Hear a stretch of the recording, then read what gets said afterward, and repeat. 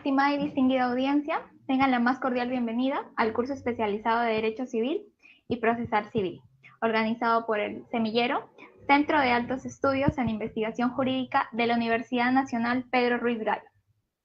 El curso que iniciaremos hoy 27 de junio consta de 6 sesiones a lo largo de este mes, del mes entrante. Empezamos hoy, como bien lo dije, el 27 de junio y el 4 de julio en nuestra próxima sesión, que estará a cargo del doctor Alexander Riojas Bermúdez. El 9 de julio tendremos al doctor Julio Pozo. El 16 de julio nos acompañará el doctor José Leiva Sánchez. Asimismo, el 25 de julio contaremos con el doctor Carlos Sánchez Coronado. Y finalizando nuestras sesiones, el 1 de agosto culminaremos con el doctor Manuel Bermúdez Tapia. Si bien sabemos, en la vida cotidiana existen diversos conflictos, por ende, diversas maneras de poder resolverlos, siendo una de estas el proceso. Ahora, también todos los presentes de nuestra comunidad jurídica podemos saber que hay distintas maneras. Hay distintos procesos también, y uno de ellos, y uno de los más importantes, vendría a ser el proceso civil. Ahora, hemos creído conveniente, CAEGI, la importancia del proceso civil. Entonces, el día de hoy, en nuestra primera sesión, se hablará de la importancia de las etapas que configuran este proceso. Así también hemos creído conveniente para un mejor entendimiento y estructura de esta clase, invitar al doctor Alexander Riojas Bermúdez, el cual es un abogado de la Universidad San Martín de Porres, es magíster en Derecho Constitucional y Contencioso Administrativo de la Universidad de Jaén, en España. Estudios concluidos, al igual que su doctorado en Derecho Civil y Comercial en la Universidad San Martín de Porres. Asimismo, cuenta con una maestría en Gestión Pública de la Universidad Científica del Perú y una maestría en Política Jurisdiccional en la Pontificia Universidad Católica del Perú. Actualmente es el abogado principal en el área civil y procesal civil del estudio de abogados Raúl Canel. Es autor de diversos libros que podemos encontrar en su amplia hoja de vida, como por ejemplo La Constitución Política, Comentada y Jurisprudencia 2020, así como también el Compendio de Derecho Procesal Civil en el 2016. Actualmente se desempeña como expositor en diferentes universidades, las más reconocidas de Lima, como por ejemplo la Universidad Nacional Mayor de San Marcos, la Universidad Federico Villarreal, la Universidad Científica del Perú. También es articulista en diferentes revistas como en Gaceta Civil, Procesal Civil, Gaceta Constitucional, y actualmente es un miembro ordinario de la Sociedad Peruana de Ciencias Jurídicas. Sin nada más que agregar, damos la bienvenida al doctor Alexander Riojas Bermúdez para que inicie su ponencia. Muy buenas tardes. Agradecido en primer lugar por la fastuosa presentación. Creo que no merecía tantas connotaciones, pero bueno, es parte de la hoja de vida. Y sobre todo agradecer a los chicos de la Facultad de Derecho de la Universidad Pedro Ruiz Gallo y sobre todo al Centro de Altos Estudios de Investigaciones Jurídicas por este tipo de eventos. Yo rescato mucho cuando el alumno, el estudiante de Derecho, quiere y busca ampliar un poco más sus horizontes, ¿no? Y para eso estamos las generaciones ya un poco más adelantadas, para poderlos apoyar, para poderlos guiar, para poder de alguna u otra manera, con alguna experiencia que hayamos tenido también nosotros, poderles mejorar el camino y allanarlo de repente para que ustedes puedan tener un mejor desempeño en el futuro. Y bajo esa óptica es que tuvieron a bien invitarme para este evento, y veo que en la lista de los siguientes expositores que se van a dar en el transcurso de las siguientes semanas, veo una plana muy interesante de personal muy calificado, profesionales con mucho conocimiento en materia procesal, y les auguro sinceramente que ese será un excelente evento académico del que ustedes tienen que sacar el mejor provecho posible. Bajo esa óptica, la idea es propiamente desarrollar con ustedes, y no sé si tienen las diapositivas para que las puedan ir pasando, por favor. Desarrollé un poco el tema relativo a la etapas del proceso civil, ¿no? Hemos querido, en un primer lugar, poder señalar de manera general, ¿no? ¿Cuáles son estas, qué es lo que debemos entender propiamente por proceso? Y ahí si me ayudan con la primera diapositiva, ¿qué es lo que se quiere entender propiamente por proceso? Entonces, definimos un poco el tema del proceso civil y tomamos por referencia al maestro Juan Monroy Gálvez, ¿no?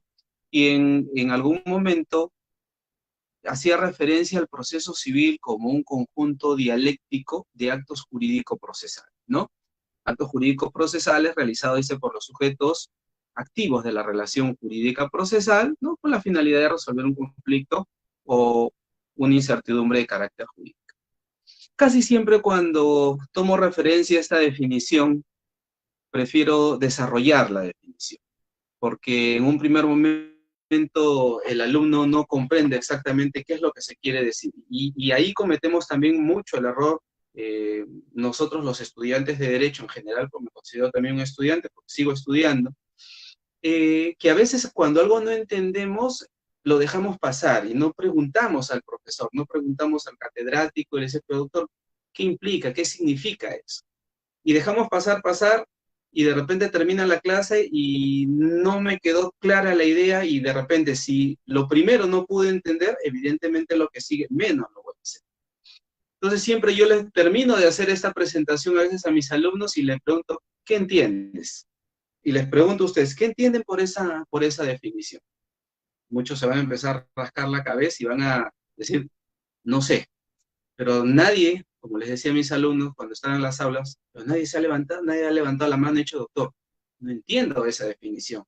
Y yo podría haber pasado la diapositiva y ustedes se quedaban con eso, y de repente hasta lo pueden memorizar, ¿no? Pero no entender. Entonces, fíjense, cuando Monroy habla de un conjunto dialéctico de actos jurídicos procesales, hay que entender, y retrocedemos un poco, a comprender lo que es la dialéctica. La evolución del conocimiento, desde el punto de vista hegeliano, habla de la dialéctica. ¿Qué es la dialéctica, no? En principio es la existencia de una idea, ¿no? Un pensamiento, llamada tesis. Frente a esa tesis, esa idea, siempre va a haber alguien que se contraponga o no esté de acuerdo con esa idea. Entonces hablamos de una tesis y luego de una antítesis. Y como consecuencia de una idea, y esta idea que tiene un par contrario, alguien que no está de acuerdo, surge alguien que dice, oye, esta idea tiene algo bueno y la contraidea también tiene algo bueno, entonces vamos a unirlo y de repente vamos a lograr una nueva idea, ¿no? Vamos a mejorarlo, sacamos lo mejor de ambas y logramos una nueva idea. Entonces tenemos una tesis, una antítesis y una síntesis. Pero esa síntesis resulta ser una nueva idea, entonces resulta ser una nueva tesis. Y por lo tanto, posible de que tenga una antítesis y otra síntesis, y la evolución del conocimiento se va dando así. Entonces, bajo esa idea, bajo ese pensamiento filosófico del conocimiento, Monroy trae a colación esta figura de introducir la dialéctica al proceso civil. ¿Y cómo entenderíamos la dialéctica en el proceso civil, doctor? Me preguntarían ustedes. Empezaríamos por lo más sencillo. ¿Cómo inicia un proceso judicial? A través de una demanda. Exacto, una demanda. Entonces, la demanda, dentro de esta dialéctica procesal, vendría a ser la tesis. Y si la demanda es la tesis, ¿cuál vendría a ser la antítesis? La contestación. Entonces, tesis, demanda, antítesis, contestación. ¿Y cuál vendría a ser la síntesis? La sentencia. Entonces, tesis, fíjense, demanda, antítesis, contestación, síntesis, la sentencia. Ahora, esta sentencia, dentro de la dialéctica del proceso, se convierte en una tesis. ¿Y cuál sería la antítesis de la sentencia? El recurso de apelación. Exacto, sería la antítesis. Y la síntesis sería la resolución de vista o la resolución de la sala. Continuamos con la dialéctica procesal y podemos decir que esta resolución de la sala se convierte en una tesis, y la antítesis sería el recurso de casación. Entonces, ese recurso de casación sería la antítesis, y de la tesis, que es la resolución de vista, la antítesis, que es el recurso de casación, la síntesis vendría a estar dada por la sentencia casatoria, la que emite la Corte Suprema.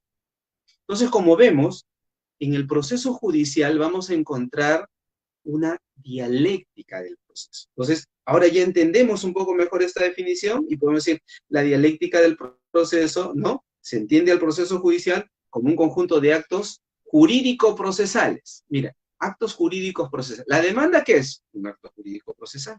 La contestación, un acto jurídico procesal. La sentencia, un acto jurídico procesal. El recurso de apelación, acto jurídico procesal. El recurso de apelación, acto jurídico procesal.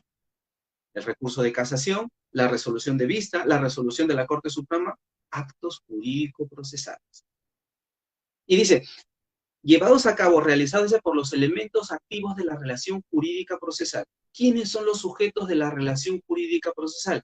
Demandante, demandado, y termina esta pirámide o este triángulo con el juez. El demandante presenta su demanda, el demandado contesta y el juez resuelve. Son los elementos activos de esta relación jurídica procesal. Y el objeto, evidentemente, del proceso es resolver ese conflicto de intereses o esa incertidumbre de carácter jurídico. Entonces, muy importante conocer este concepto y poderlo aplicar en la práctica. Ahora, ¿sirve solamente para eso? No, señores. Fíjense que la dialéctica del proceso no solamente sirve para los aspectos generales del proceso. Recuerden ustedes, si yo presento mi demanda y de repente el demandado no está de acuerdo con los medios probatorios planteados, y lo vamos a analizar más adelante, va a presentar lo que se llama una cuestión probatoria, va a tachar o va a oponerse a un medio probatorio. Entonces, fíjense, hay una tesis, que sería la presentación de medios probatorios, una antítesis, que sería las cuestiones probatorias, y el juez tendría que resolver.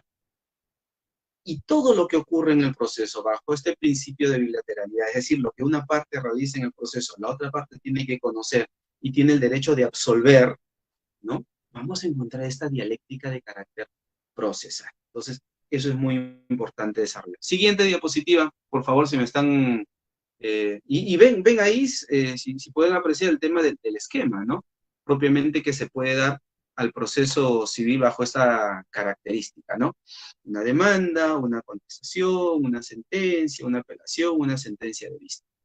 Ahora, si nosotros quisiéramos ir mucho más allá de lo que estamos en estos momentos analizando, podríamos decir que con la resolución de la Corte Suprema acaba la dialéctica del proceso civil.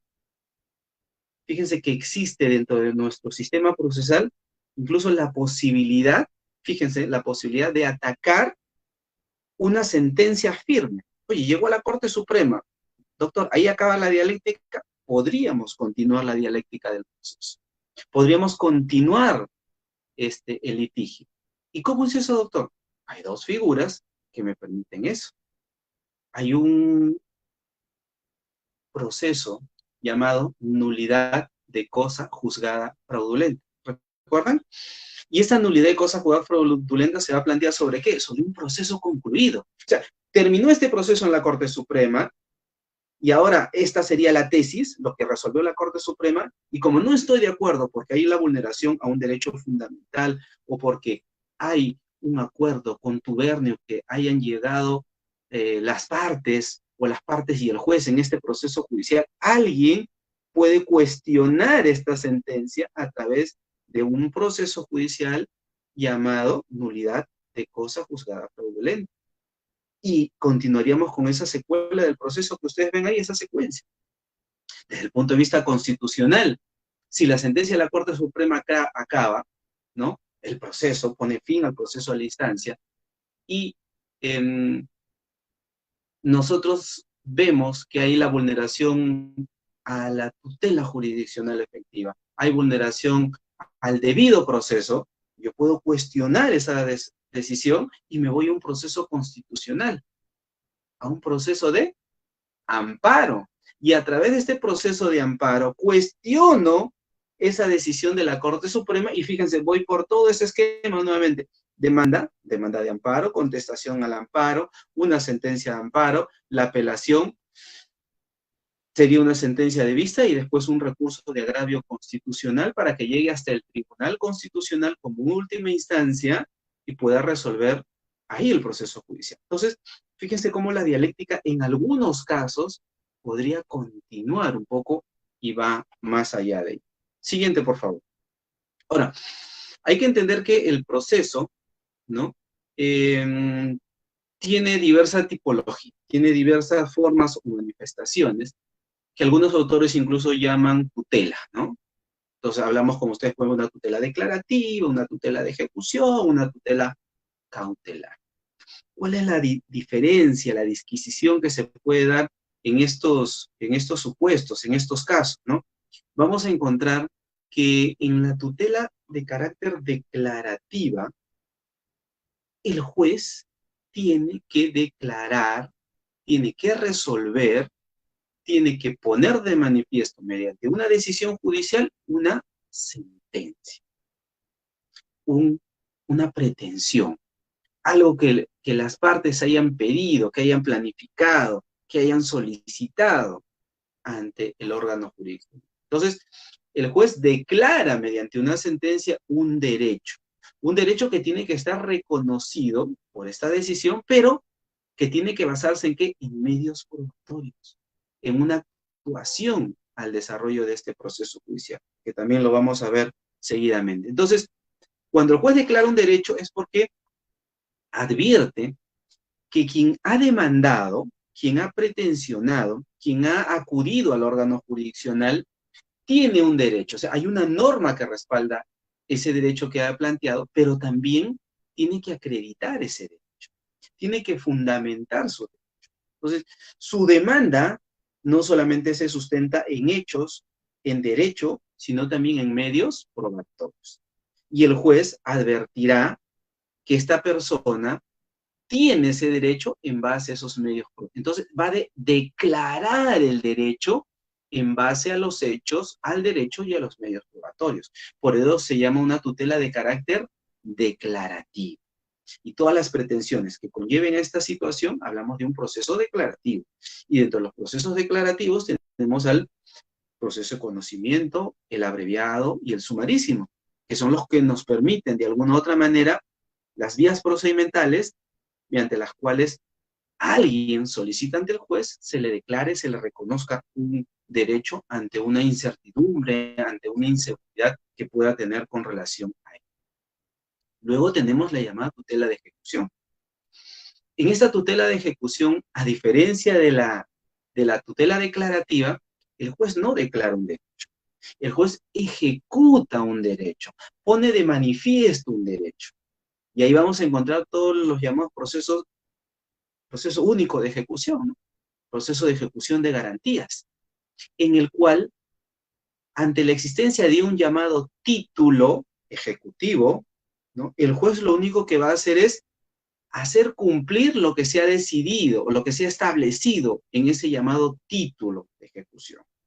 Entonces, en ese título, que se reconoce un derecho, que ya está el derecho ahí declarado, no requiere de que el juez tenga que probar, establecer, declarar el derecho. El derecho ya está declarado. Entonces, lo único que hace es ejecutar lo que está ahí. Ya cuando ustedes analicen en algún momento los procesos ejecutivos y el proceso de ejecución de garantía, se van a percatar de ello, ¿no? En el cual acá no hay la posibilidad de que el juez diga tienes o no tienes derecho, no. El título genera ese derecho y ese título hay que hacerlo cumplir. Finalmente tenemos la llamada tutela cautelar. En esta tutela cautelar, que puede ser factible de utilizar tanto en la tutela declarativa como en la tutela de ejecución, lo que permite es garantizar los efectos de una futura decisión. Es decir, yo me adelanto a los hechos y le digo al juez, señor juez, hay un peligro en la demora, hay un perjuicio que se me puede causar si usted en este momento no decide cautelar determinados bienes en el proceso. Entonces, bajo las diversas formas de medidas cautelares que establece el Código Procesal Civil, se decide asegurar el cumplimiento de la sentencia, o en algunos casos, adelantar el cumplimiento de la sentencia. Recuerden ustedes que en los procesos de alimentos se da ya de manera anticipada una pensión. Y aun cuando no haya la sentencia todavía, ya es una medida cautelar que está ejecutando los efectos de una sentencia que en un futuro se va a dar. O como les digo, se decide embargar un bien determinado hasta que salga la sentencia, y cuando sale la sentencia el obligado no quiere pagar la obligación, yo ejecuto ese bien, lo remato, ¿no? Luego del embargo, y puedo cobrarme la obligación pendiente. Entonces, en la tutela cautelar, vuelvo a reiterar, lo que busca es asegurar los efectos de una decisión que se puede dar en este proceso. Siguiente. Entonces, y acá viene propiamente lo que vamos a desarrollar en este evento, en esta poco más de una hora, no sé cuánto tiempo tendremos más, estas etapas del proceso civil. El proceso civil pasa casi necesaria y obligatoriamente, casi, vamos a decir en qué supuestos no, por estas 5 etapas. Una etapa postulatoria, una etapa probatoria, una decisoria, una impugnatoria y una llamada ejecutoria. Y que bajo el modelo incluso, y eso es lo que quiero también ponerles a acotación ahora a ustedes, bajo el modelo de oralidad del proceso civil, vamos a ver cómo se han introducido dentro de estas etapas, o dentro de una etapa en especial, determinadas actuaciones que no habían antes, y que ahora se van a dar con el nuevo modelo propiamente de oralidad que se viene difundiendo, que se viene en la actualidad bajo diversos profesionales, diversas instituciones que vienen propiciando un poco el conocimiento más de la oralidad en el proceso civil. Siguiente. Entonces, empezaremos con la primera etapa del proceso, con aquella que da inicio propiamente al proceso judicial, con aquella que permite decir, estamos ante el inicio de un proceso ante una vía, como en este caso la vía civil, el proceso civil.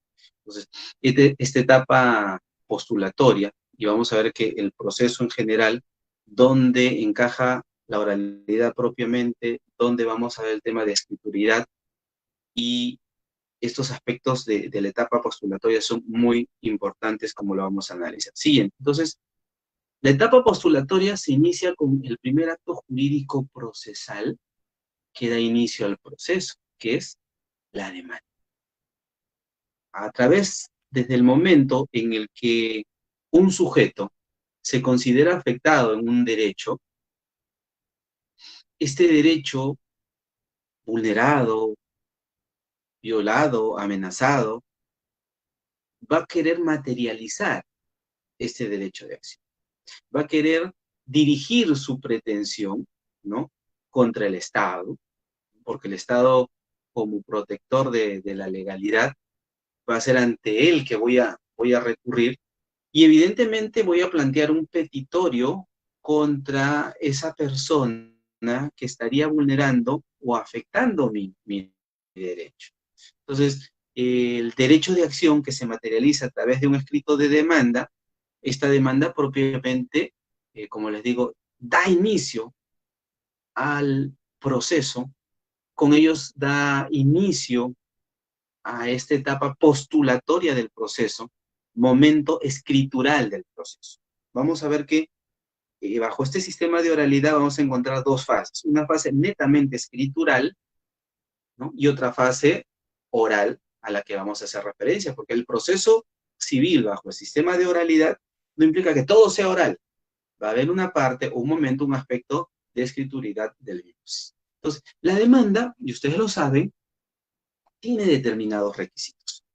El artículo 424, el artículo 425 establecen cuáles son los requisitos para la presentación de una demanda. No los vamos a desarrollar cada uno de ellos. Podríamos de repente en algún momento tener una sesión para hablar solamente de la demanda, pero en principio una demanda debe contener ¿qué cosa? Designar el órgano de auxilio, el órgano jurisdiccional. ¿Ante qué juez? ¿Quién es el juez competente? Señalar los datos del demandante, documento de identidad, dirección, correo electrónico, casilla electrónica, ¿no? Si tuviera un representante, a través del representante, la identificación del representante. Voy a tener también que señalar el nombre del demandado y sobre todo su domicilio para que se pueda emplazar válidamente con la demanda. Establecer cuál es mi pretensión, qué es lo que busco en el proceso. Señalar los fundamentos de hecho, es decir, las razones por las cuales, de carácter fáctica, yo llego a iniciar este proceso judicial. Es decir, los hechos que ocurrieron antes del proceso para llegar a esta circunstancia.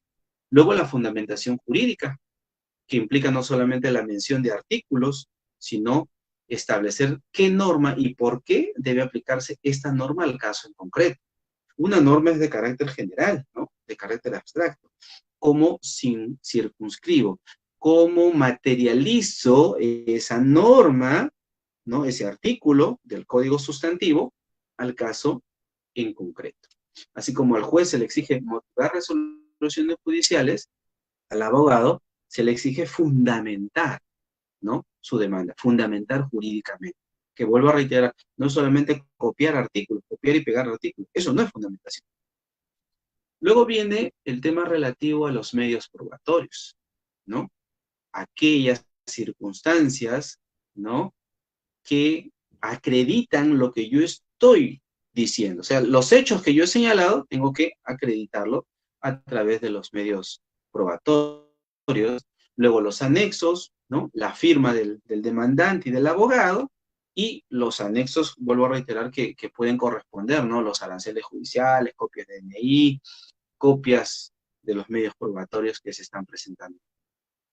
Entonces, este es el acto que da inicio al proceso judicial. Siguiente. Entonces, como ese es el primer acto jurídico procesal que realiza la parte demandante en el proceso, ahora va a intervenir el juez, porque a partir del conocimiento de esa demanda, se le da la posibilidad al juez para que conozca de esa pretensión. Y para que respecto de esa pretensión, él tenga que realizar algo que se llama calificación de la demanda.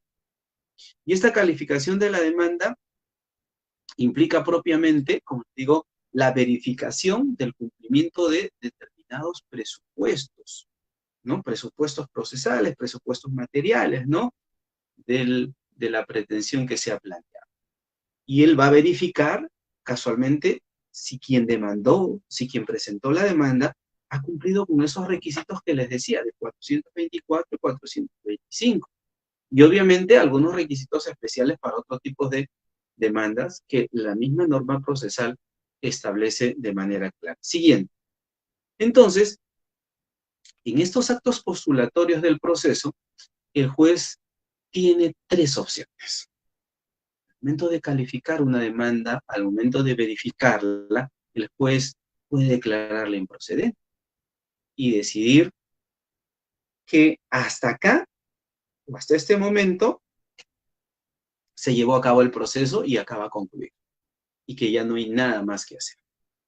Le pone fin propiamente a la pretensión que se ha planteado. O sea, no está resolviendo sobre el fondo, porque la declaratoria de improcedencia de una demanda en los actos postulatorios no necesariamente impide que pueda yo nuevamente presentar mi demanda, ¿no? Eso ya hay que verlo en los casos en concreto. No es lo mismo la improcedencia de la demanda en este momento, en el acto postulatorio, que la improcedencia de la demanda en el momento de sentenciar.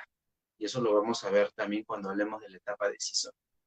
Luego, o podría el juez, al advertir que hay un defecto en el cumplimiento de los requisitos, que no se ha cumplido con la totalidad de estos requisitos, puede declararla inadmisible. Y por ende darle un plazo para que subsane esa omisión, ese defecto que se haya advertido. Finalmente, la otra posibilidad es que el juez decida, sí, cumpliste con los requisitos y lo admitimos. Siguiente. Y son estas tres normas a las que hacemos referencia que establecen cuándo declarar inadmisible, cuándo declarar improcedente y evidentemente cuándo se puede admitir una demanda. El 424, 425, como les decía, hacen referencia a los requisitos de la demanda.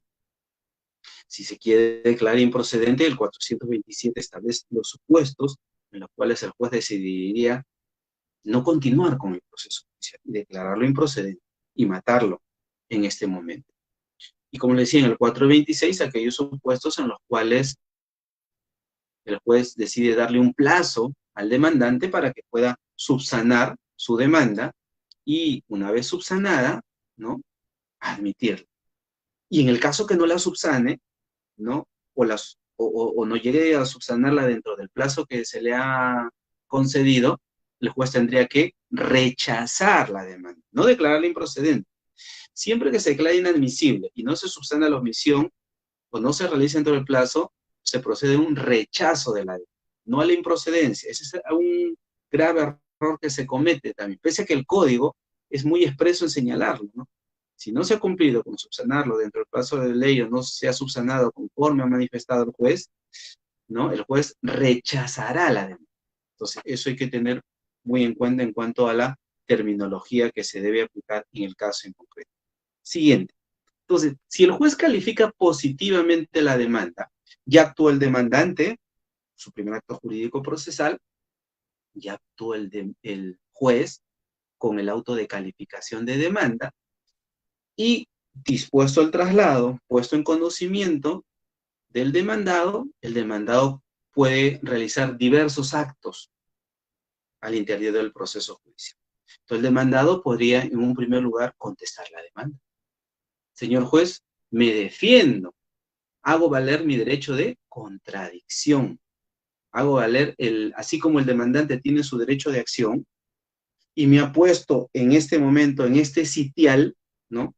Entonces yo voy a defenderme, voy a efectuar la respuesta ante ese ataque que he tenido conocimiento al interior de este proceso judicial. Entonces, acá se van a dar propiamente esos argumentos de defensa que puede plantear el demandado. Siguiente, pero el demandado no solamente contesta el demandado también puede tener la posibilidad, ¿no?, de decirle a su demandante, oye, demandante, ¿sabes qué? Yo también tengo una pretensión contra ti. Yo también te voy a demandar. Y no lo voy a hacer en otro proceso judicial, yo te voy a demandar. Tú que me estás demandando a mí, ahora yo te voy a demandar a ti. Y a eso se llama reconvención. Entonces, la reconvención es la posibilidad que tiene el demandado de demandar a su demandante al interior dentro de un proceso judicial. Y como establece el código, ¿no?, el plazo para contestar y para reconvenir, ¿no?, tanto en el proceso de conocimiento como abreviado, ustedes lo pueden ver, es de 30 días en conocimiento, 10 en abreviado. Pero en los procesos sumarísimos no es posible y es declarada improcedente cualquier solicitud o pedido de reconvención. La reconvención está proscrita en los procesos sumarísimos. Claro, dada la naturaleza propia de este tipo de procesos y por lo sumario, lo breve que son, o sea, no podría caber la posibilidad de ingresar otra pretensión más al proceso judicial en razón de esta circunstancia. Siguiente. Entonces, podríamos cerrar el tema de la reconvención señalando que es esa figura mediante la cual este demandado, ¿no?, ejerce o se convierte en demandante. ¿De quién? De quien lo demandó. Y habrían dos pretensiones dentro del proceso, ¿no? Una pretensión del demandante frente a su demandado y ahora otra pretensión del demandado frente a su demandante. Y el juez tendrá que resolver esas pretensiones, ¿no? Esa es una acumulación de carácter objetiva que se da al interior del proceso judicial. Pero esa reconvención tiene determinadas características, tiene momentos de presentación, tiene plazos de presentación, y eso también, como les digo, se puede analizar o desarrollar en otro momento, ¿no? Pero lo que el juez tiene que verificar para poder admitir la reconvención es propiamente que exista una relación de conexidad.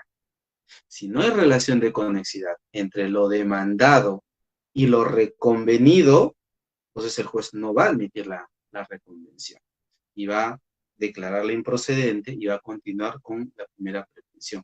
Lo que no implica que este demandado puede iniciar un proceso judicial fuera de, ¿no? Otro proceso judicial para lograr llevar a cabo su pretensión particular. Siguiente. Entonces, el demandado, vuelvo a reiterar, además de contestar la demanda, puede recurrir. Pero también el demandado puede atacar la manera en la que el juez calificó la demanda. Como yo les había indicado en su momento y habíamos visto, el acto de calificación de la demanda permite de alguna u otra manera que se pueda verificar los presupuestos procesales, ¿no? Las llamadas condiciones de la acción, los presupuestos materiales. Entonces, bajo esta circunstancia, el demandado considera que no se ha hecho una calificación correcta a la demanda. Y fíjense, aun cuando se haya hecho de manera incorrecta la calificación, un error que cometen muchos abogados es de apelar. Apelo el auto admisorio, ¿no? Y fíjense que el auto admisorio, si bien tiene el nombre de resolución o auto, es una resolución, es un auto, es una resolución que a mi modo de ver no es resolución, porque no resuelve nada. En el proceso, el auto de calificación de demanda, ¿qué resuelve? Porque se resuelve cuando hay dos ideas, dos posiciones, dos posturas. Entonces, el auto de calificación de demanda es una resolución, a mi criterio, de simple trámite, porque lo único que hace es verificar si tiene o no tiene, si cumple o no cumple con los requisitos del 424 o 425. Y se comete un error cuando dice, se resuelve admitir la demanda. No se resuelve, se dispone a admitir una demanda, ¿no? Y casualmente, mediante este acto, mediante las excepciones, la parte demandada va a poder atacar.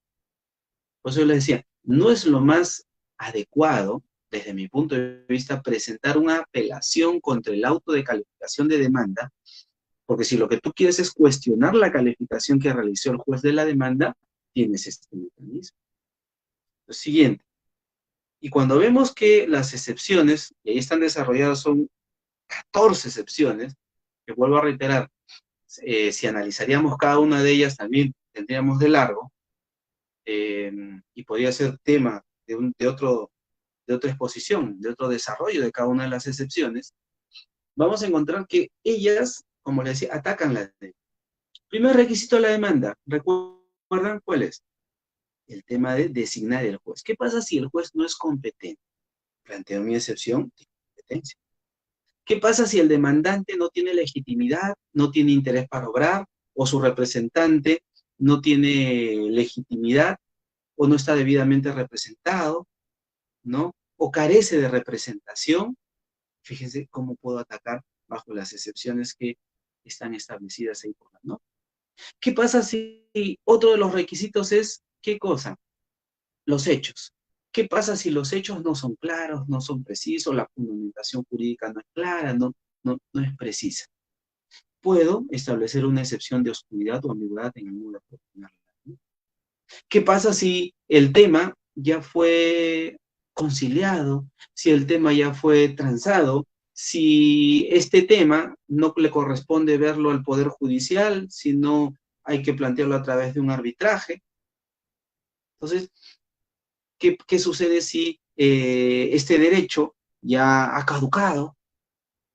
Entonces, mediante estas diversas excepciones que establece el 446 del Código Procesal Civil, yo ataco la calificación del juez. Yo le digo, señor juez, usted calificó mal y no se dan los presupuestos procesales en este caso. Y puedo utilizar, como les digo, alguna de esas excepciones que establece la norma procesal como el ejercicio de defensa que tiene el demandado en el proceso. Entonces, fíjense, hasta el momento el demandado ha podido contestar, como que lo ha hecho, ha podido presentar reconvención y ahora puede presentar excepción. Siguiente, ¿qué más puede hacer el trámite de las excepciones al interior del proceso? La etapa postulatoria, vamos a encontrar que es el demandado el que las interpone, el juez va a calificarlo, si tiene los plazos, los medios probatorios, ¿no?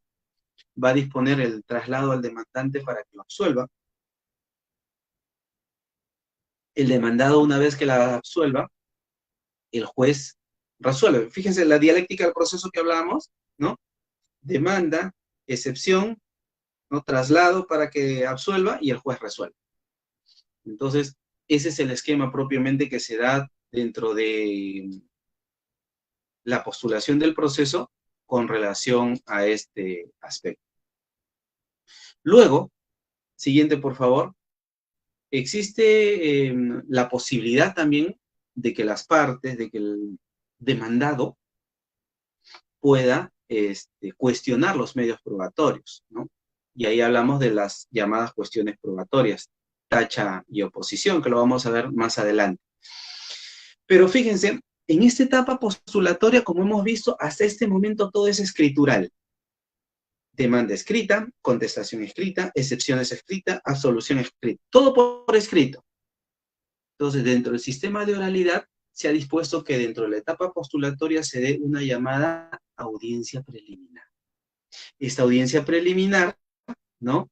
Es la primera que se da a inicio del proceso y esta audiencia preliminar inicia con un acto llamado alegatos de apertura.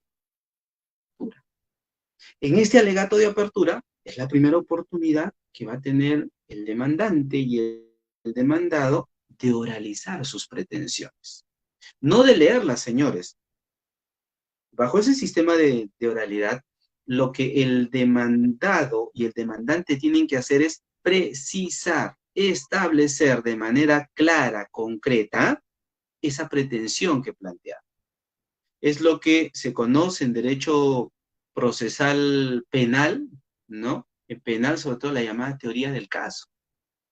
Y la teoría del caso, ¿qué implica? Que yo le formule al juez cuál es mi tesis, cuál es mi pretensión, cuáles son los fundamentos de hecho, fundamentos de derecho y los medios probatorios que sustentan esa tesis que estoy planteando al interior de este proceso judicial. Eso es propiamente el alegato de apertura.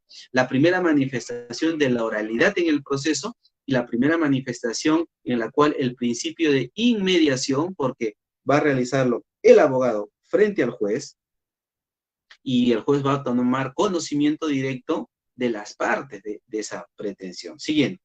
Entonces, luego de llevado a cabo ello, bajo el sistema de oralidad va a entrar la posibilidad de que las partes puedan conciliar. Y el juez va a proponer en ese momento una fórmula conciliatoria. Si ustedes ven su código procesal civil y empiezan a revisar, van a decir, pero el doctor Rioja está loco porque esto no está en el código, es más, esto ya está derogado, ya no se hace referencia al capítulo de conciliación, ya no existe. ¿De dónde me saca el doctor Rioja estas cosas?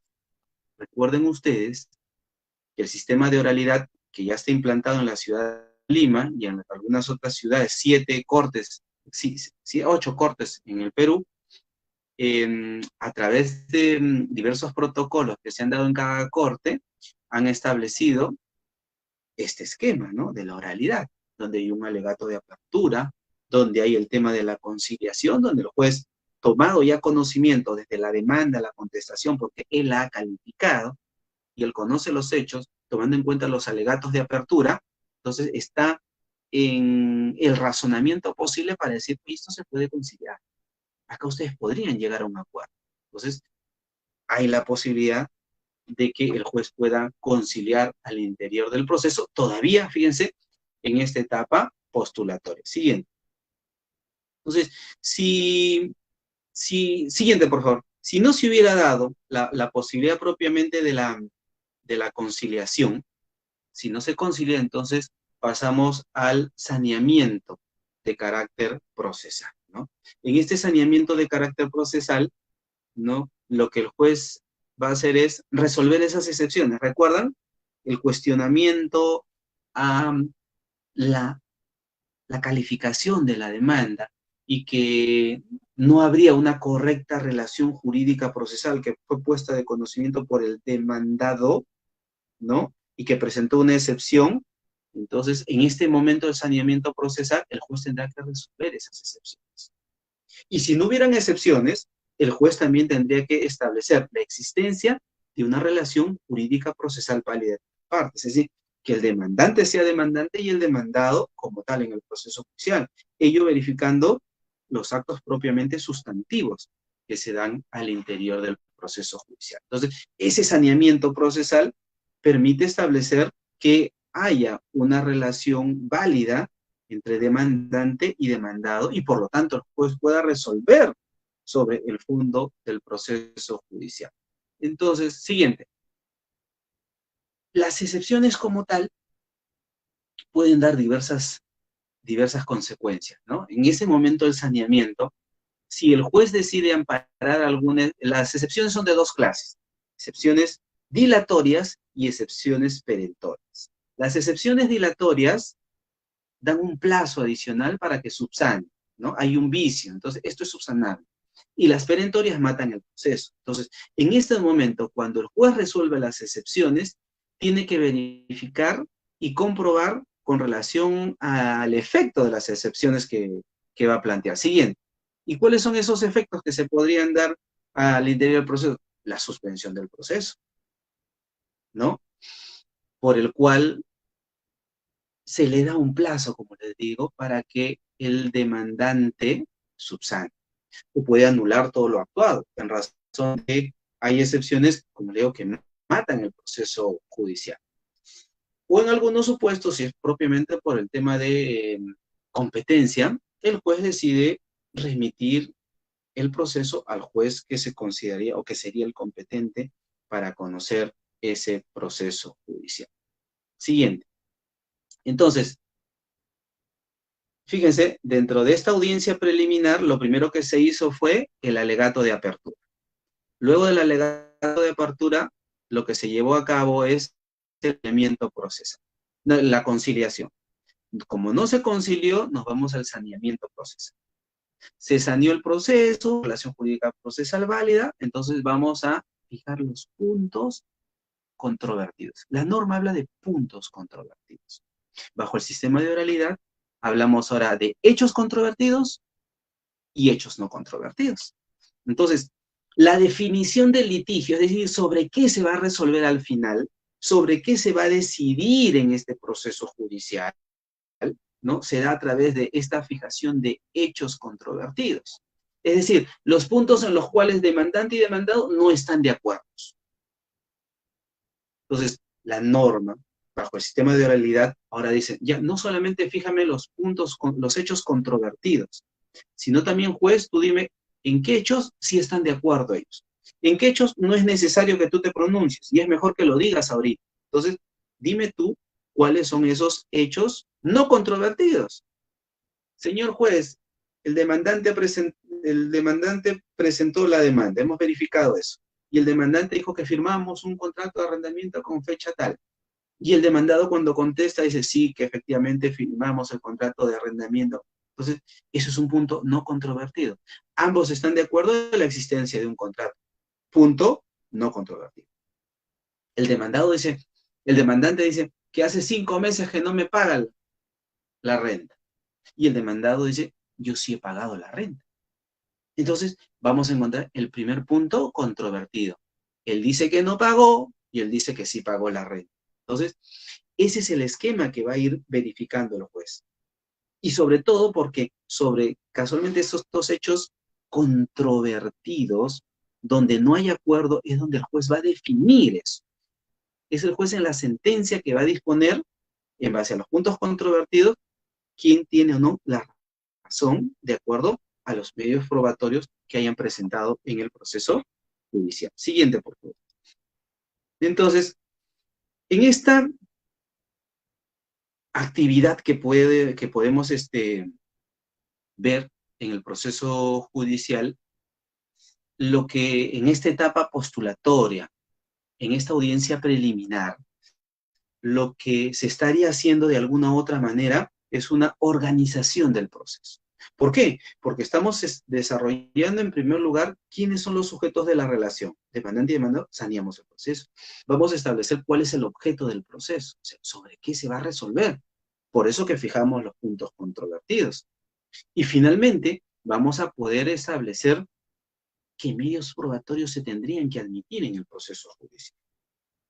Entonces, como ya hubo un saneamiento procesal, como ya se fijó la relación jurídica procesal, ya se establecieron cuáles son estos hechos controvertidos y estos hechos no controvertidos, siguiente, ahora el juez, a pedido propiamente de las partes, si es que correspondiera en ese caso, va a resolver sobre lo que se llama el saneamiento probatorio. ¿Y qué es ese saneamiento probatorio? Es la posibilidad de que el juez decida qué medios probatorios se admiten o no en el proceso judicial.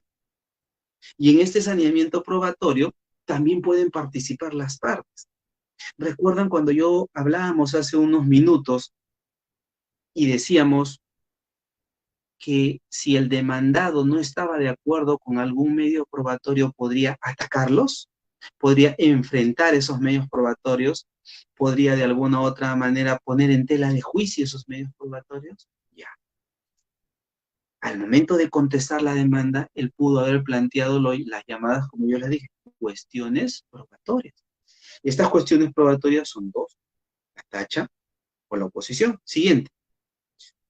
¿Y qué es la tacha?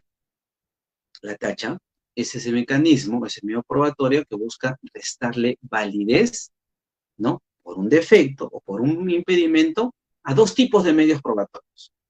Y aquí estamos hablando de los testigos o de los documentos. Testigos o documentos.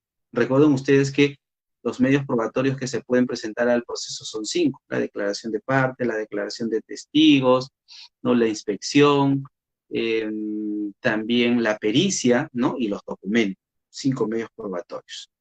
Eso ya lo vamos a ver incluso más adelante en la audiencia de pruebas, en la etapa probatoria. Entonces, el demandado ataca los medios probatorios del demandante y tacha.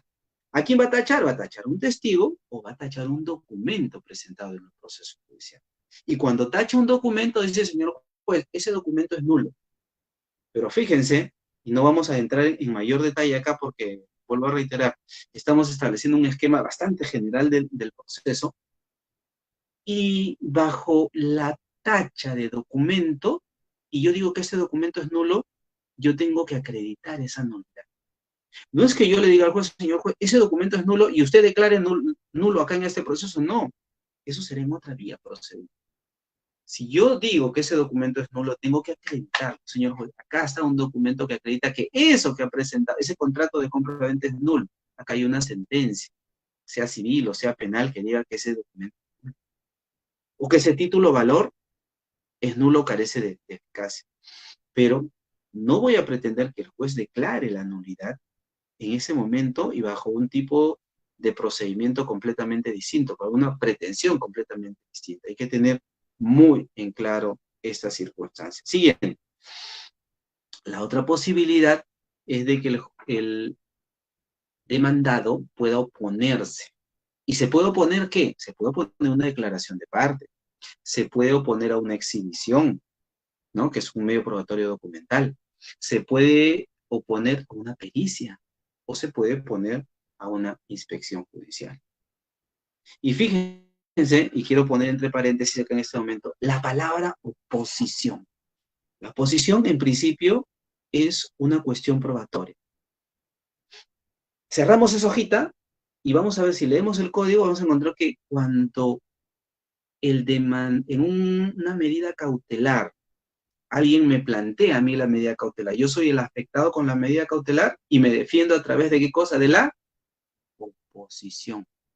Entonces, oposición como cuestión probatoria, oposición como medio de defensa en un procedimiento cautelar, y en los procesos de ejecución también el demandado ejercita el derecho a la contradicción a través de una oposición que puede formular contra la pretensión que se le ha planteado. Entonces, siempre hay que entender esa palabra oposición de acuerdo al contexto, ¿correcto? Entonces se puede utilizar hasta en 3 situaciones completamente distintas esta palabra oposición. ¿Y qué es lo que se da en ese siguiente, en ese saneamiento probatorio, ¿no? El demandado puede presentar tacha contra documentos, ¿no?, o testigos. El demandado puede presentar una oposición frente a una declaración de parte, una exhibición, una pericia, una inspección judicial. Y el artículo 301 del Código Procesal Civil establece propiamente este trámite, ¿no?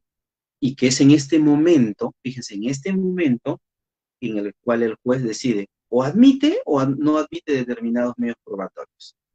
Si fue tachado, si fue opuesto por alguna de las partes, habían, por ejemplo, 4 pruebas que presentó el demandante y tachó 2 de ellas y el juez le admite una de las tachas. Entonces, de los 4 medios probatorios nos quedamos con 3.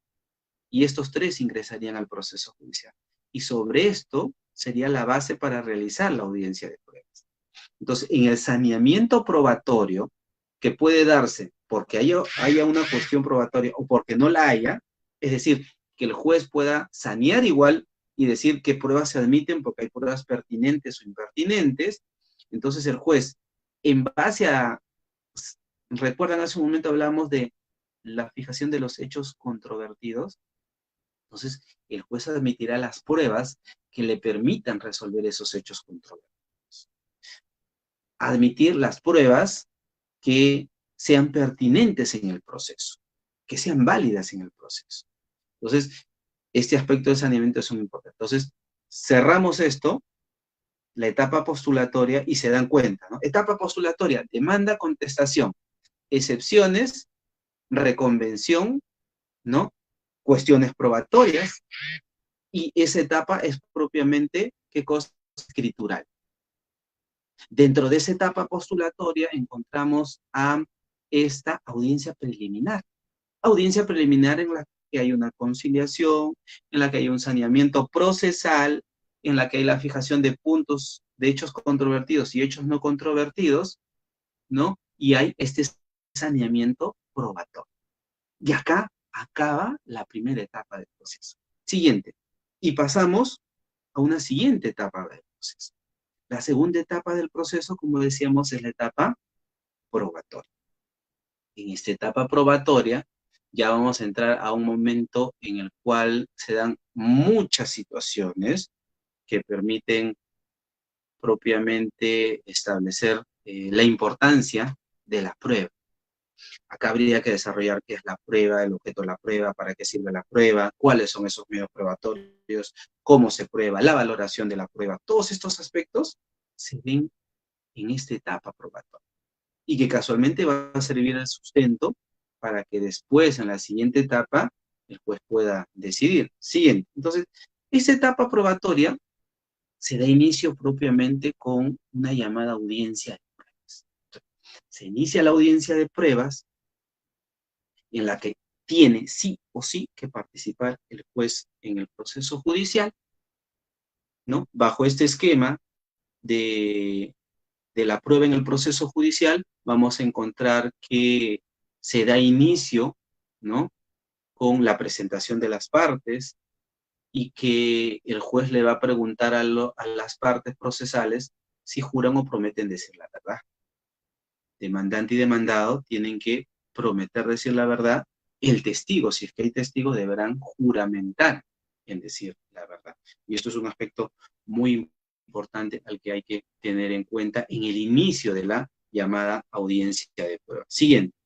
¿Cuáles son esos medios probatorios, como les decían, que se pueden presentar en el proceso judicial y que se van a actuar en este momento? Es la declaración de parte, la declaración de testigos, los documentos, la pericia y la inspección. Pese a que el código nos establece de esta manera detallada las pruebas en el proceso, vamos a ver que en la audiencia de pruebas, la norma ha establecido cuál es el mecanismo, cuál es el orden en el cual se actúan las pruebas. Siguiente. Y vemos que iniciada la audiencia de pruebas, la audiencia de pruebas se inicia ¿con qué? Con una pericia. Imagínense que en el proceso judicial se presentaron los 5 medios probatorios. testigos, ¿no? Las que hemos hecho referencia en su momento. Los 5, hay todo. Se presentó en ese proceso todo. Bajo ese esquema, si hay todas las pruebas presentadas, entonces, ¿con qué iniciamos? Con la pericia. Seguidamente, la declaración de testigos.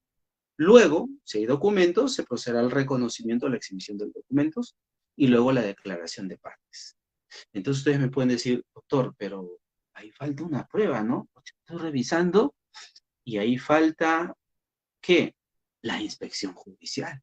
Entonces, yo considero que hay una errónea técnica legislativa con relación a ello, porque, siguiente, por favor, ustedes van a ver que la misma norma procesal dice, ¿no? Si se hubiera ofrecido inspección judicial, dentro de la competencia del juez, se realizará al inicio junto con la prueba pericial. Entonces, ¿por qué no pusieron 1, inspección judicial, 2, pericia, ¿no? Y el esquema que aparece ahí. O sea, al final, y acá muchos de mis alumnos caían cuando yo les ponía un examen, o sea, temas prácticos, y les decía, habiéndose presentado tales pruebas, tal prueba, todas las pruebas, ¿no?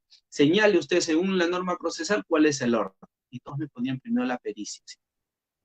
Porque no leían esta parte. Veían como todo lo anterior está numerado y esta parte no está numerada, no lo leían. Y ese es el error de leer por parte de las cosas. Entonces, se puede dar este tipo de circunstancias en las cuales, si todas las pruebas han sido presentadas al proceso judicial, como ustedes pueden ver, en primer lugar, junto con la pericia, tendría que desarrollarse la inspección en cada caso en concreto. Entonces, podría darse alguna circunstancia en que pueda darse una audiencia especial para que se lleve a cabo la inspección, sí, de acuerdo a la naturaleza de la prevención. Hay que ver también en muchos de los supuestos de dónde iniciamos la inspección. Y ese es un problema que siempre se da. Doctor, ¿dónde se inicia la inspección? En el juzgado, todos tenemos que ir al juzgado y trasladarnos al lugar donde se va a realizar la inspección, o en el mismo lugar donde es la inspección. Yo, como ustedes saben, alguna oportunidad fui magistrado, y yo decía, no, los espero allá, mediante resoluciones, habiéndose dispuesto la inspección judicial en el lote 50, tal, se dará inicio a la inspección en dicho lugar, a dicha hora, ¿no? ¿Con qué finalidad? Lamentablemente a veces ocurría el hecho de que las partes, ¿no? Sobre todo la parte que proponía el medio probatorio, decía, yo lo llevo, doctor. Y a veces no había movilidad de la corte, y el hecho que te lleven, entonces podía implicar alguna suspicacia, ¿no? Entonces, no, mejor nos encontramos allá, y allá. Otros jueces deciden iniciar, levantar el acta en el mismo despacho, y de ahí la movilidad para acudir a realizar la inspección. Ya depende mucho del criterio que se haya dado en cada caso en concreto. Siguiente. Entonces, una vez que se han actuado todos los medios probatorios, una vez que se ha llevado a cabo todas estas pruebas, ¿no? Ya el juez le dice a las partes, bueno, ya concluimos esta etapa de carácter probatoria, ya se llevaron a cabo todos estos aspectos de desarrollo de los medios probatorios, hizo una declaración de parte, la testimonial, se admitieron los documentos y ya no hay nada más que hacer, como se dice criollamente, entonces le da la posibilidad al demandante y al demandado que puedan formular sus alegatos, ¿no? Estos alegatos lo pueden hacer en ese momento, o como lamentablemente muchos abogados hacen, ¿no? Se reservan el derecho. Me reservo el derecho de hacerlo en el plazo de 5 días. Y eso genera un perjuicio, considero yo, porque bajo el sistema de oralidad, si lo que se quiere es que haya mayor celeridad procesal, y que si se supone que los abogados conocen del proceso judicial, porque lo han venido actuando, entonces están en capacidad de alegar, son 5 minutos de resumidamente poner en conocimiento lo que saben del proceso, ¿no? Pero muchos se reservan en este tema y eso genera las situaciones que lamentablemente conocemos. Siguiente. Y fíjense, el código no lo señala como ustedes pueden ver ahí, pero bajo el sistema de oralidad ahora se hace referencia a los llamados alegatos de clausura. Ese informe final, que hace un momento hacía referencia yo, ahora se va a llamar o se denomina el alegato. ¿Y qué es el alegato de clausura? Recuerden ustedes que cuando presentaron la demanda y antes de la presentación de la demanda, el abogado realizó una teoría del caso. Es decir, estableció cuál era su tesis del proceso y que hubo un momento llamado alegato de apertura donde puso de manifiesto oralmente esa demanda, esa contestación. Entonces, acá él va a dar las conclusiones del proceso. Él va a decir, bueno, lo que yo dije como demanda, mis hechos, señor juez, con la actuación de las pruebas que acabamos de terminar en esta audiencia de pruebas, se está acreditando lo que yo dije, que es cierto que hubo un contrato, que es cierto que incumplió el contrato, que es cierto que no pagó el contrato. Entonces, yo voy a ir estableciendo que los hechos planteados, las consideraciones de carácter fáctica, se han ajustado a los medios probatorios y por lo tanto el juez tendría que darme qué cosa, la razón en cuanto a la pretensión que yo planteé en este proceso. Y ahí cerramos esta etapa propiamente probatoria. Como les digo, este momento de prueba y desarrollar mediante hay cursos incluso de derecho probatorio, donde hay que analizar ya el tema de la valoración, presentación, ¿no? El objeto de la prueba, características, etc., etc., nos llevaría también bastante tiempo. Sin embargo, este es el esquema, como estamos viendo hasta ahora, general de nuestro proceso civil. Siguiente. Entonces, termina la etapa probatoria casualmente con este alegato de clausura. Y pasamos a la siguiente etapa, llamada etapa propiamente decisoria. Siguiente. En esta etapa decisoria se manifiesta a través de ese acto jurídico procesal llamado ¿qué? Sentencia. Sentencia en la que el juez pone fin a la instancia o pone fin al proceso. Y donde, fíjense, como establece la norma procesal en decisión expresa, precisa y motivada, motivación de resoluciones judiciales, sobre la cuestión controvertida. ¿Se acuerda que hablábamos de la fijación del hecho controvertido y que el hecho controvertido era la pauta para lo que tenía que sentenciar el juez? Entonces, acá tiene que encajar eso. Lo que yo fijé como puntos controvertidos, ¿no? Y delimité el proceso, el objeto del proceso, y admití medios probatorios. Acá los voy a través de esta sentencia, poner de manifiesto o resolver esos puntos controvertidos y decidir, y por lo tanto, darle el derecho a la parte que corresponde en este caso. Ahora, considero yo que no debería, pero las normas establecen excepcionalmente, ¿no? El juez podría acá resolver la relación jurídica procesal. Es decir, el demandante no estaba legitimado, el demandante no tenía legitimidad para obrar, no tenía interés para obrar, o el derecho ya caducó, podría. Lo que no se resolvió en excepción, de repente podría resolverse en este momento. Siguiente. Y fíjense, la norma establece que la sentencia, ¿no? Debe tener determinados requisitos.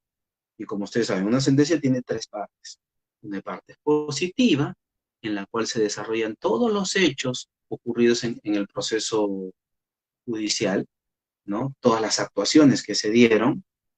Luego una parte considerativa, donde están las razones, y acá está la motivación de la resolución judicial del juez, o sea, las consideraciones que él tuvo para llegar a esa parte resolutiva, a decidir si declaró fundada, infundada o improcedente la pretensión. Entonces, este aspecto es muy importante y hay que tener en cuenta que bajo el sistema de oralidad, esta sentencia, esta etapa, como les digo, esta etapa decisoria debería darse culminada en la audiencia de pruebas. Si estamos hablando que el sistema de oralidad busca la celeridad del proceso judicial, este sería el momento adecuado para que el juez emita su sentencia. Terminada la audiencia, o sea, no reservarse el plazo, sino hacerlo. Y fíjense que en muchos casos, publicitados incluso en las páginas del Poder Judicial o en otras páginas de algunas otras revistas académicas, que hay jueces que han resuelto dentro de la audiencia, ¿no? Viendo que el caso no es un caso complejo, no es un caso difícil, han decidido resolver en ese momento. Y bien por ellos y bien por el sistema, porque va a funcionar en la medida que se resuelvan dentro de estos plazos procesales y de manera inmediata, porque alargar más el tema es más complicado para el juez y para las partes. Entonces, emitida la sentencia siguiente, siempre va a haber alguien que no esté de acuerdo con la decisión. Alguien que no le satisfaga lo que dice ese juez. Alguien que diga, no, yo creo que el juez se equivocó, acá hay un error de hecho, acá hay un error de derecho, acá no hay debida motivación, acá se ha vulnerado la tutela jurisdiccional efectiva, etc, etc. Entonces, cuando se dé esta situación, pasamos a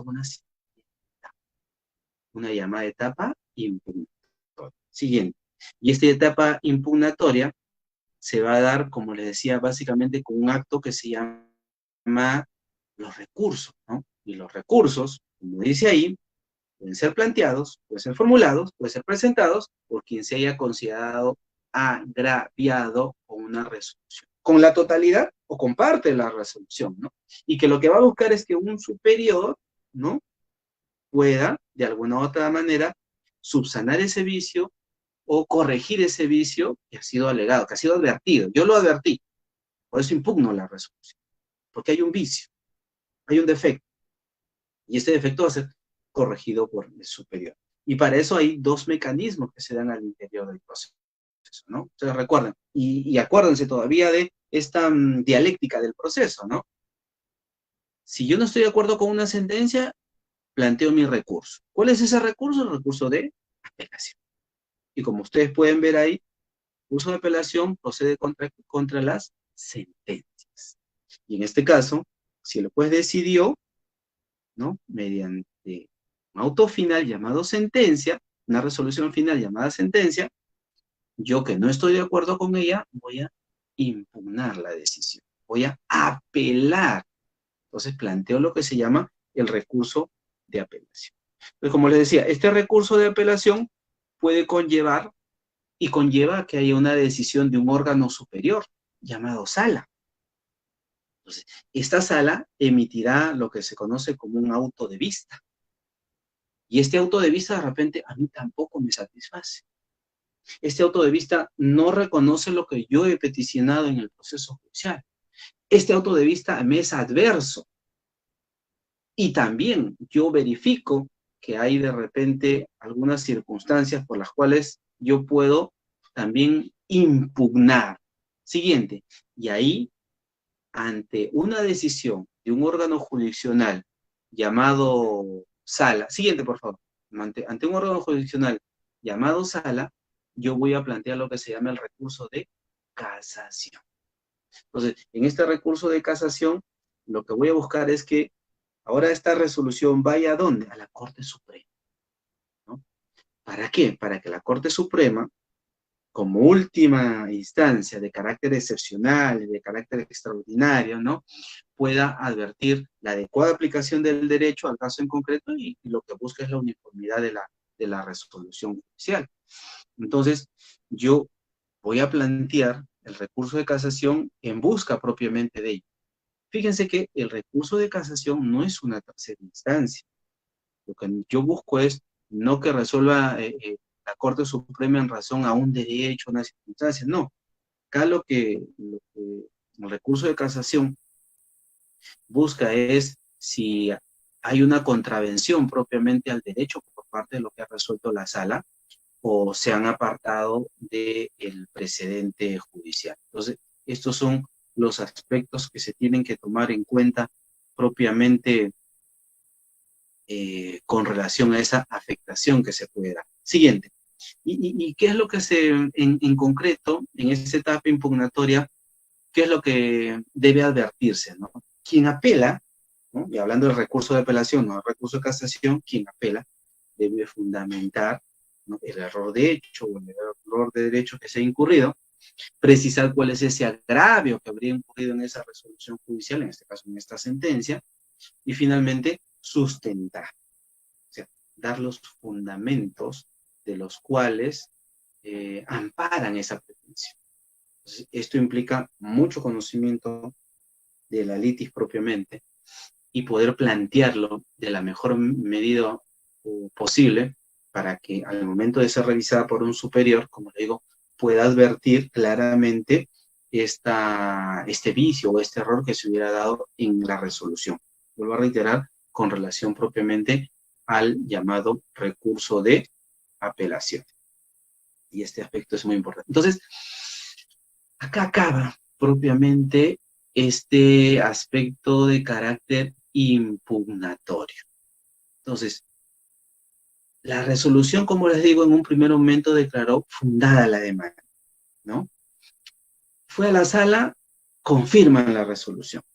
Fue a la Corte Suprema y dijeron, ¿qué cosa? Improcedente el recurso de casación. Y por lo tanto, la resolución es firme. O sea, el derecho que planteó el demandante es cierto. Por ejemplo, desalójese tal persona. Listo. Entonces, una vez cumplido ello, ya tenemos lo que se llama propiamente una resolución con la calidad de cosa juzgada. Siguiente. Y ahí vamos a pasar a una final etapa.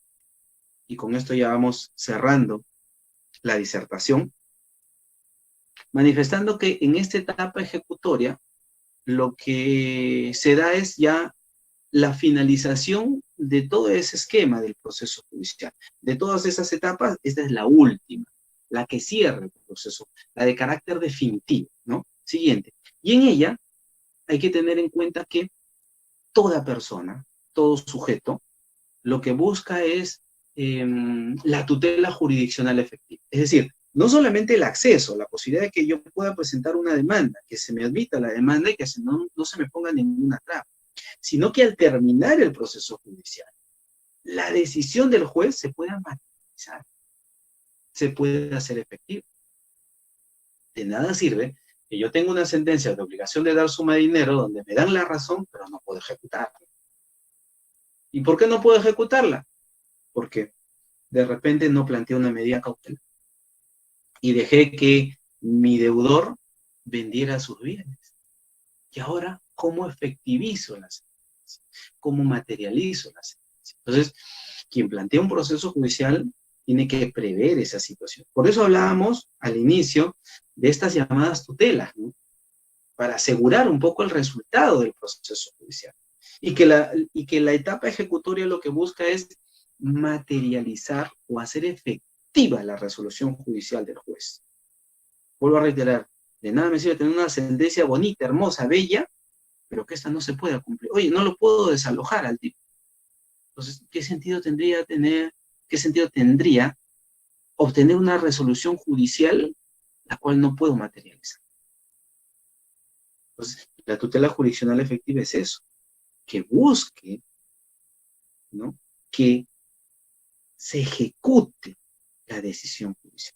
Y cuando se ejecuta la decisión judicial, porque quien me debe le arrebatamos la propiedad y con ese dinero cobré, se solucionó el problema para mí. Entre comillas, ¿no? Porque ustedes saben, plantear años de un proceso judicial, haber gastado ingentes sumas de dinero, el tiempo que nos desgasta, o un proceso de desalojo en la que después de 4 o 5 años recupero mi propiedad, donde la recupero y es un desastre, ¿no? Porque a veces, lamentablemente, no se dan otros mecanismos de protección.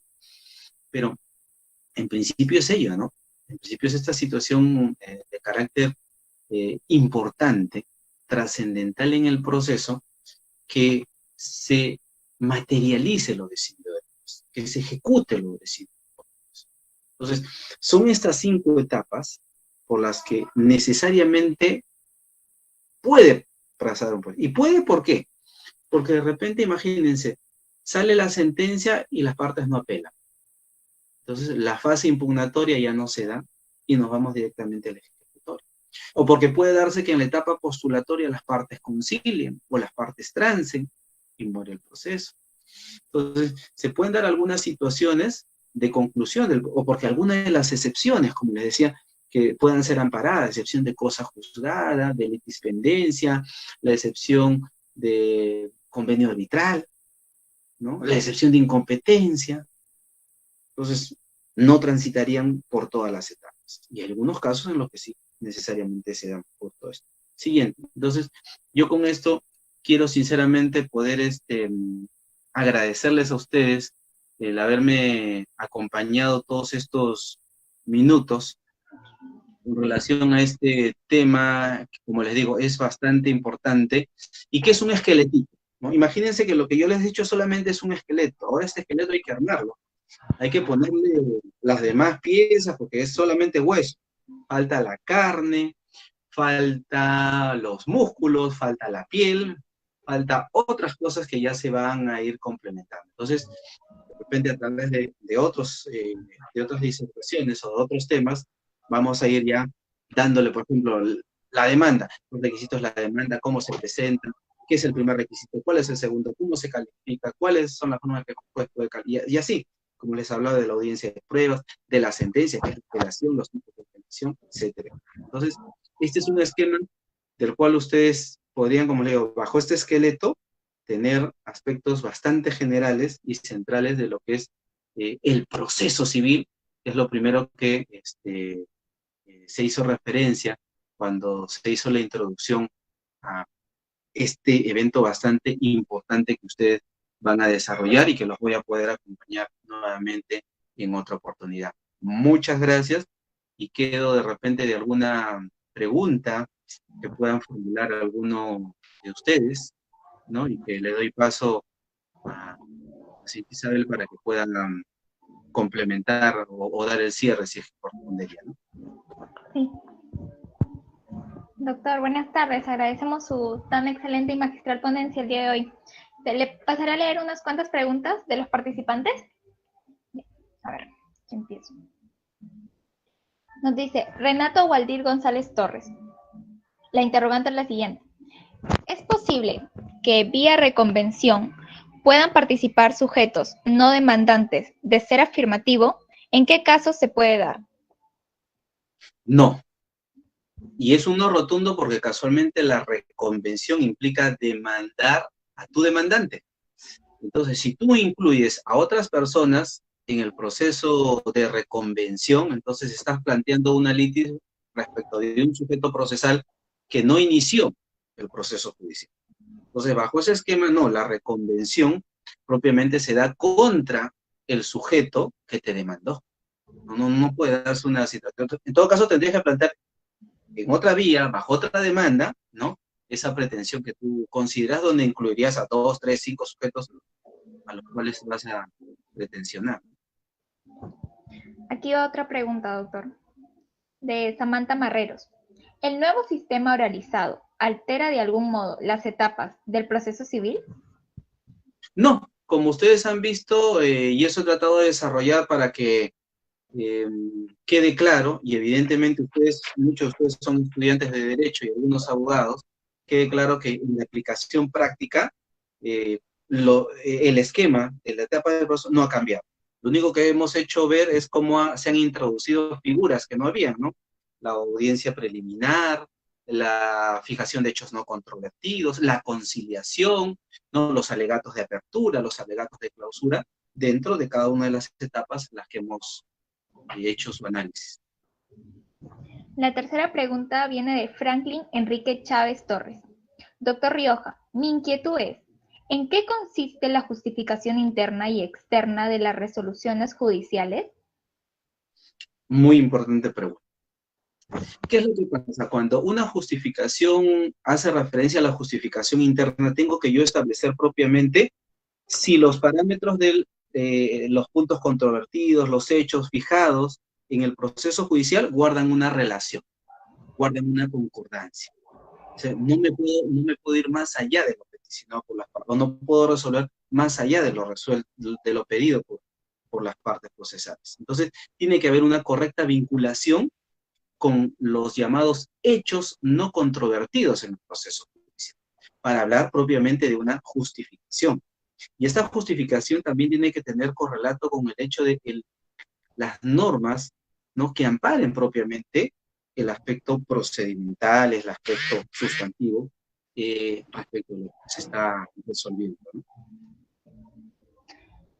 Esta pregunta viene de Jacqueline Santiesteban. Doctor, buenas tardes. ¿Puede considerarse medios probatorios fuera de la etapa señalada, aun cuando no sean presentados como medios extemporáneos? pero que son relevantes e importantes para la toma de la decisión en la sentencia? Muy importante, y eso habría que analizarlo en cada caso en concreto.